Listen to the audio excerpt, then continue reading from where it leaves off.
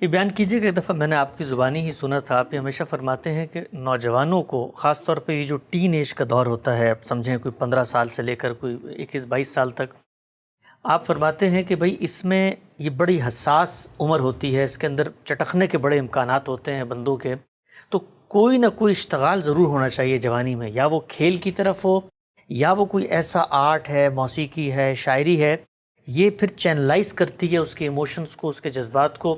Otherwise آپ کے بھی علم میں، ابھی ہم گزشتہ دنوں گئے بھی تھے، بڑے پیمانے پہ آج کل خبریں آ رہی ہیں، نوجوان بچے 20-20 21-21 سال کے چھوٹے چھوٹے ایشوز پہ ڈپریس ہو کے خودکشی کی طرف جا رہے ہیں۔ کتنا ضروری آپ سمجھتے ہیں کہ یہ ٹین ایج میں اپنے بچوں پر محنت کر کے ان کو آرٹ کی طرف اور سپورٹس کی طرف ہمیں راغب کرنا چاہیے؟ یہ تو اس سے پہلے کرنا چاہیے۔ اس کی وجہ یہ ہے کہ یہ ایسی عمر ہے جس میں آپ جو چیزیں سکھا چکے ہیں ان کا ظہور ہوتا ہے۔ کوشش کرنی چاہیے کہ فنون لطیفہ کی طرف بچوں کا رجحان پیدا کیا جائے، انہیں فنون لطیفہ سے متعارف کرایا جائے۔ یہ تو نہیں کہا جا سکتا کہ سب لوگ یکساں ہوتے ہیں، لیکن اللہ تعالیٰ نے دو بڑی غیر معمولی چیزیں انسان کو دی ہیں، ایک حصہ جمالیات اور ایک حادثہ اخلاقی۔ تو جس طرح حادثہ اخلاقی کی تربیت کی جاتی ہے، اسی طرح حصہ جمالیات کی تسکین کے لیے بھی فنون لطیفہ کے ساتھ اشتغال بہت ضروری ہے۔ اس میں پھر لوگوں کے الگ الگ رجحانات ہوتے ہیں، کسی کا مصوری کی طرف ہو جائے گا، کسی کا شاعری کی طرف ہو جائے گا، کسی کا غنا کی طرف ہو جائے گا۔ یہ سب چیزیں قلب میں ایک لطافت پیدا کرتی ہیں، طبیعت میں نرمی پیدا کرتی ہیں، جو بعض اوقات مذہبی احساسات لوگوں کے اندر خشونت پیدا کر دیتے ہیں، اس کو اعتدال پر لاتی ہیں۔ تو طبیعت کا اعتدال اور توازن یہ بہت ضروری ہے۔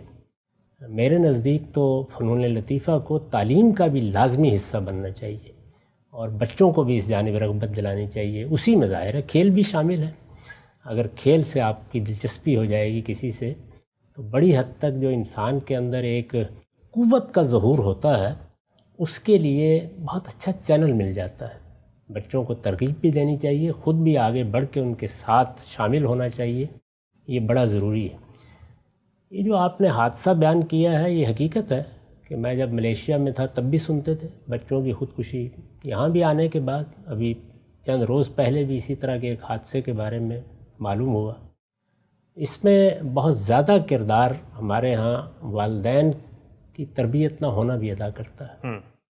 یعنی وہ ظاہر ہے کہ معاشرے کے اندر جو تغیرات آ گئے ہیں، جس طرح کا ایکسپوجر بچوں کو مل گیا ہے، جیسے ایک تہذیبی یا سیاسی غلبہ بعض اوقات چیزوں کو ایک راستے پر ڈال دیتا ہے، اس سے محرومی ہو گئی ہے۔ اس وقت مسلمان قومیں وہ کسی ایسے مقام پر نہیں ہیں کہ لوگ ان کی طرف دیکھیں، بلکہ مغرب اور مغربی تہذیب اور مغرب کا سیاسی غلبہ وہ لوگوں کے لیے بڑی غیر معمولی کشش کا باعث بھی بنتا ہے۔ تو یہ ساری چیزیں مل کر یہ ٹین ایج میں جس کو آپ نے تعبیر کیا ہے، اس میں بچوں کے اندر بڑی کشمکش پیدا کرتی ہیں۔ اس میں والدین کے لیے بہت صبر کے ساتھ نتائج کا انتظار کرنے کی تربیت کرنی چاہیے۔ وہ اگر ایسا نہیں کریں گے اور یہ کوشش کریں گے کہ جس سانچے میں وہ بچوں کو بچپن میں ڈھال رہے تھے، بچپن میں تو ڈھالتے ہی ہیں والدین، اب بھی اسی سانچے میں وہ بند رہیں، تو یہ انسانی فطرت کے خلاف ہے۔ اس میں آپ کو آزادی دینی پڑتی ہے، اور کچھ دیر کے لیے بعض نتائج کو بھی صبر کے ساتھ برداشت کرنا پڑتا ہے۔ اگر اس زمانے میں بہت زیادہ روک ٹوک نہ کی جائے، پیچھا نہ کیا جائے، ان کو بعض چیزیں منوانے کی صحیح نہ کی جائے، اس کو گھر میں ایک نفسیاتی ترغیب کا ذریعہ نہ بنا لیا جائے، ان کو ذہنی دباؤ میں رکھ کر کچھ چیزوں پر آمادہ نہ کیا جائے، اور آزادی کے ساتھ ان سے محبت کی جائے، ان کی اچھی ایکٹیویٹیز میں والدین شریک ہوں، تو میں آپ سے عرض کرتا ہوں کہ ایسا بھی ہوگا کہ بعض بچے انحراف نہیں کریں گے، لیکن اگر کریں گے بھی تو آخری درجے کے انحراف کے بعد بھی یہ محبت کا رشتہ ان کو کھینچ لائے گا۔ اس میں عام طور پر والدین جس طرح کا رویہ ہمارے ہاں اختیار کرتے ہیں، اس کے بڑے برے نتائج نکلتے ہیں۔ یعنی یا بچوں میں ایک منافقانہ طرز عمل پیدا ہو جاتا ہے، ان کا کوئی ابلاغ کا رشتہ والدین کے ساتھ نہیں ہوتا، اور یا پھر اس طرح کے حادثے ہو جاتے ہیں۔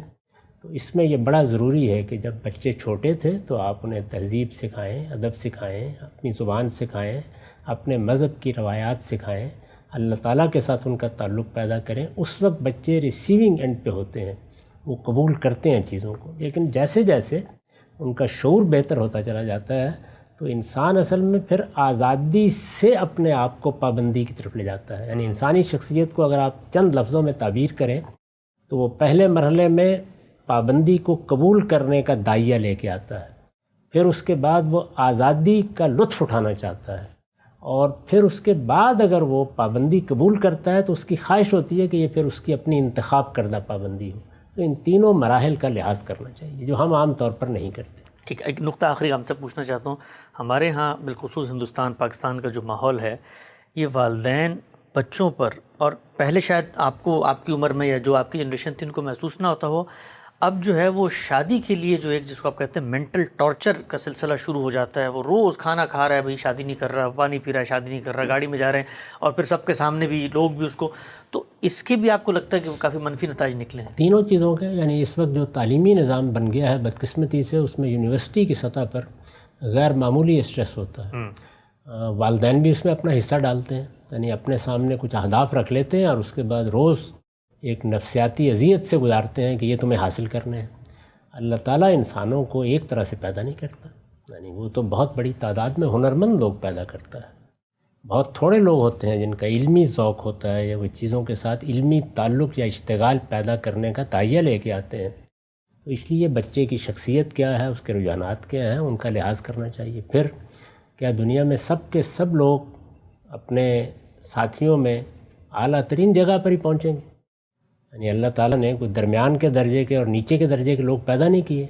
تو آپ بچے کے لیے وہ فضا نہ پیدا کریں کہ وہ ذہنی دباؤ میں شب و روز بسر کرنا شروع کر دیں. ایک تو پہلو یہ ہوتا ہے کہ ہمارے ہاں تعلیم کا معاملہ کچھ ایسا بنا دیا گیا ہے. میں نے دیکھا کہ بہت سی جگہوں کے اوپر یونیورسٹیوں میں طلباء تنہائی سے تنگ آ کر، اس اسٹریس سے تنگ آ کر، امتحانات پے در پے امتحانات اور تیاریوں سے خودکشی کر لیتے ہیں. تو اس وجہ سے یہ ہمارے نظام تعلیم کو جو لوگ تعمیر کرتے ہیں ان کو بھی سوچنا چاہیے، والدین کو بھی اس کے بارے میں سوچنا چاہیے. دوسری چیز معاش ہے، اور تیسری پھر شادی ہے. تین ہی چیزیں ہیں. ان سب کے معاملے میں ایسے رویے نہیں اختیار کرنے چاہیے کہ جو بچوں کے لیے اتنے زیادہ ذہنی دباؤ کا باعث بن جائیں کہ یا وہ اپنی شخصیت کو برباد کر بیٹھیں یا اس طرح کا اقدام کر ڈالیں. ٹھیک ہے ہم سب وقت ہمارے یہاں پہ ختم ہوتا ہے. انشاءاللہ دوبارہ حاضر خدمت ہوں گے. اب تک آپ کا بہت شکریہ.